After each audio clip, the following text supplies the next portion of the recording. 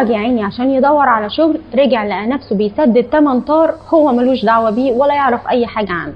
أهلا وسهلا بكم أعزائي المشاهدين في حلقة جديدة من برنامجكم الأبواب المغلقة. حلقتنا النهاردة عن شركة مسكونة بقنا.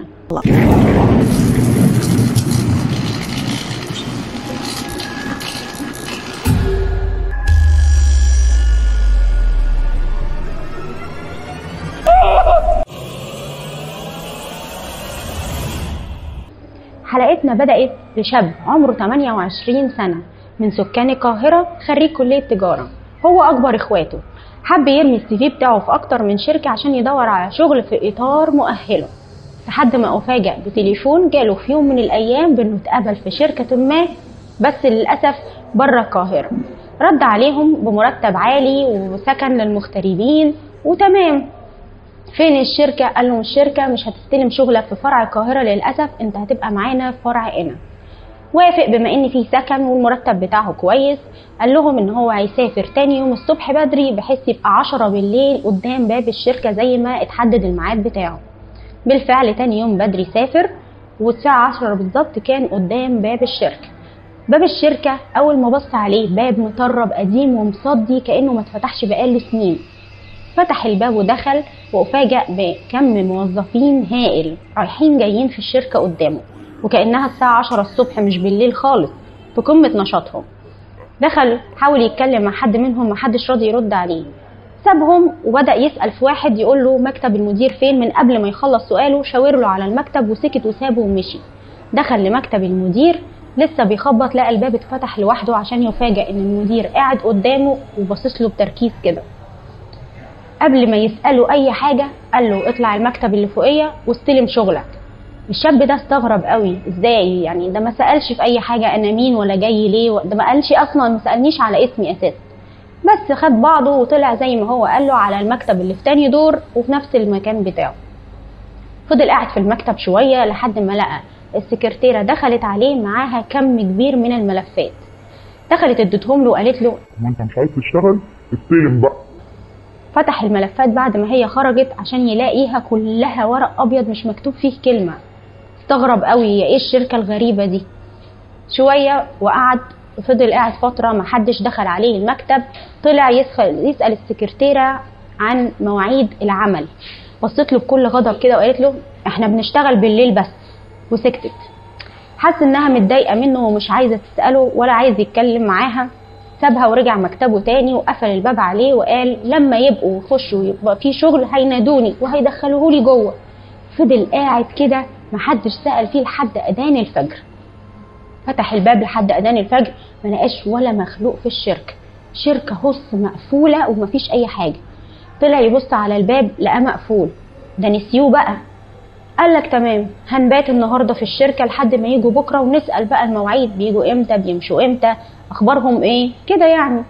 فضل قاعد في الشركة شوية يلعب في موبايله شوية وينام شوية، صحي تاني يكلم والدته يطمنها مع انه هو اللي محتاج اللي يطمنه. شوية وموبايله فصل. نام وصحي تاني يوم الساعة 2 الظهر ملقاش برضو لسه حد جه منهم. فضل معاه كده لحد أذان المغرب بيفتح باب مكتبه لقاهم كلهم شغالين ورايحين جايين في الشركة عادي. راح داخل على مكتب السكرتيرة وقال لها هو انتوا نسيتوني ولا ايه؟ يعني انا لما بقى قاعد في الشركة كده وتمشوا من غير ما تقولوا لي تعرفوا حتى انا موجود مش موجود هكمل ولا لا؟ شي نسيتوا وما قلتوليش اي مواعيد؟ انتوا بتشتغلوا هنا امتى؟ بصت له برضه بكل غضب وقالت له احنا بنيجي اذان المغرب بنمشي اذان الفجر. واختفت من على الكرسي. بص لها كده وبدأ يدعك في عينه اللي هو هي راحت فين؟ هو اللي شافه ده بجد؟ طلع جري من مكتبها مذهول من اللي بيحصل عشان يفاجأ ان كل الموظفين اللي موجودين في الشركة ماشيين في اتجاهات معاكسة بس رقبتهم بتلف العكس.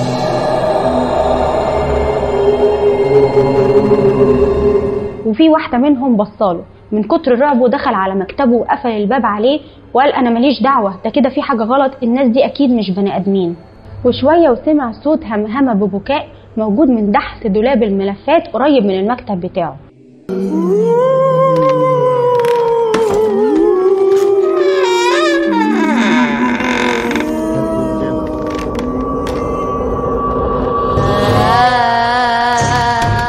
بيبص لقى ان السكرتيرة قاعدة حاضنه ركابها وباصه في الارض وعماله تعيط وتقول مش هخرج من هنا الا بيك. بص لها كده وقال لها انت بتكلمي مين وقاعده ليه كده؟ بصيت له بكل غضب وراحت قايله له مالكش دعوه. وفجاه اتحولت لجثه مفحمه واختفت. من كتر رعبه فتح المكتب عشان يبص بره ايه اللي بيحصل فيها، لقى كل الموظفين اللي موجودين بره جثث متفحمه بس بتتحرك.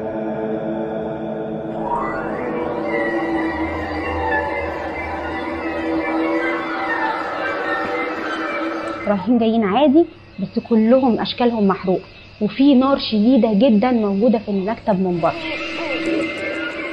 I will eat you.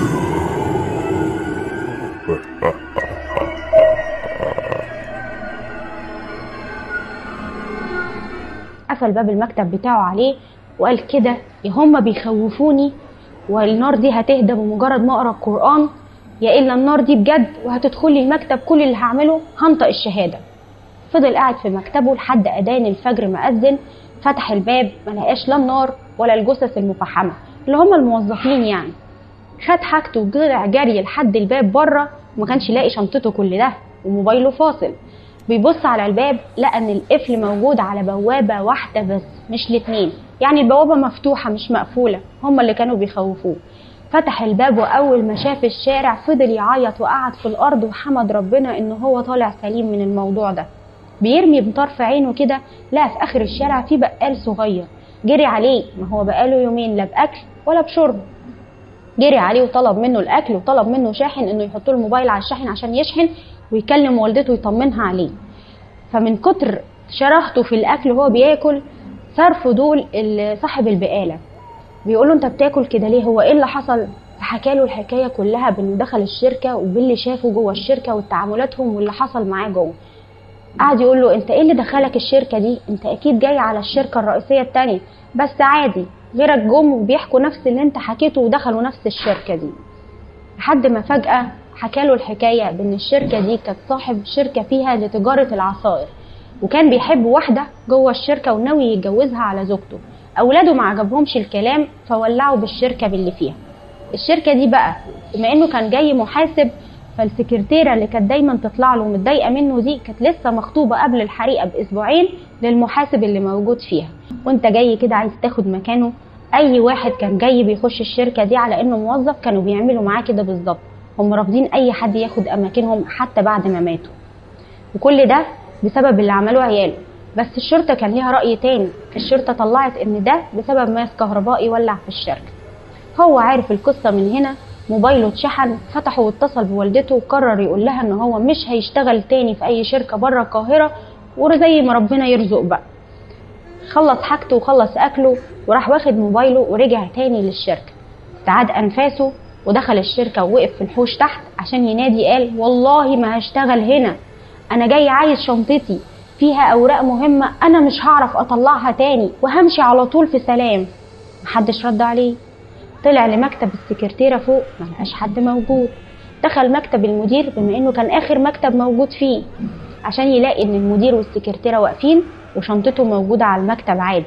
بس السكرتيره اول ما شافته قالت له انت وعدت ولازم توفي، تمشي من هنا وما ترجعش تاني. اخد الشنطه وجري على بره. وبكده تبقى خلصت حلقتنا النهارده. انتظرونا في حلقه جديده وباب جديد من الابواب المغلقه.